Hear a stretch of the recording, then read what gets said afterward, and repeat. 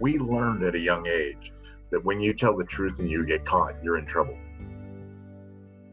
We learned at a young age when you tell a lie when you get caught, you're in trouble.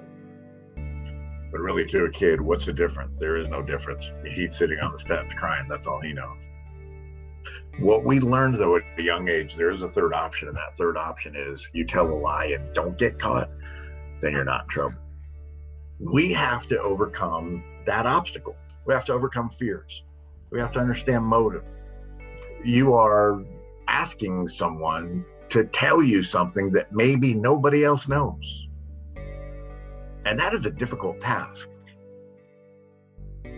How would I want to be treated if I were them? Sometimes people need a shoulder to cry on. Other times they need a stern father figure. People need different things. That's why I say it is all about motivating the person in front of you. But one of the things with rapport building is creating that bond between the two of you, finding some element of common ground, because we do like people like ourselves, right? Also, if someone, starts to become a little vulnerable because they open up to you and they start talking and they start sharing a couple things in the early stages, a couple things about themselves, that may also indicate and help me identify what's happening in their life. They often reveal their fears. Loss of employment, embarrassment, jail, things of that nature. I am afraid if I tell you that I did this, I'm going to lose my job. I can't afford to lose my job.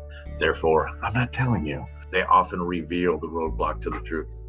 But if I'm able to help overcome that fear, that obstacle, then there's a greater likelihood of their willingness to perhaps cooperate, tell me the truth, etc. Right? So we need to overcome that challenge.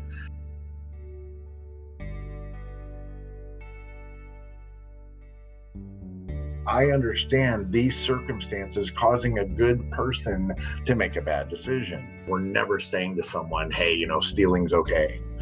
Hey, touching a coworker is okay. It's not, right? Hey, making racially insensitive comments or, they're okay, right? They're not. This isn't okay, but I understand this. And what it does is it puts that person in a position where there's a willingness to say, yeah, here's my secret. Here's what I did. It's all about allowing someone to save face. Mark, let me tell you about someone else who got talked into doing something they didn't want to do. Nathan, let me tell you about a time where I struggled with the bills. They listen because it's not about them. That's why I take time to talk to people, is try to figure out what may have caused them to make some decisions they made.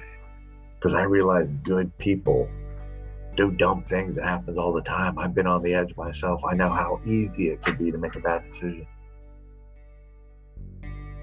I understand desperation. I've been talked into doing things I didn't want to do.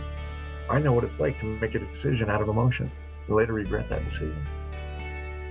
Personal stories are brilliant. When you say to someone, here, let me tell you something stupid I did, and you become a little bit vulnerable to them, they're more likely to be vulnerable to you through reciprocity. They're more likely to step up and go, yeah, here's what I did.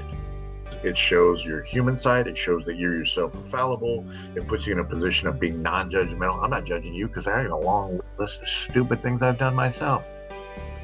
I address the motive, help overcome the fear. And next thing you know, I have someone in a spot to say, I'm sorry, but here's what I did.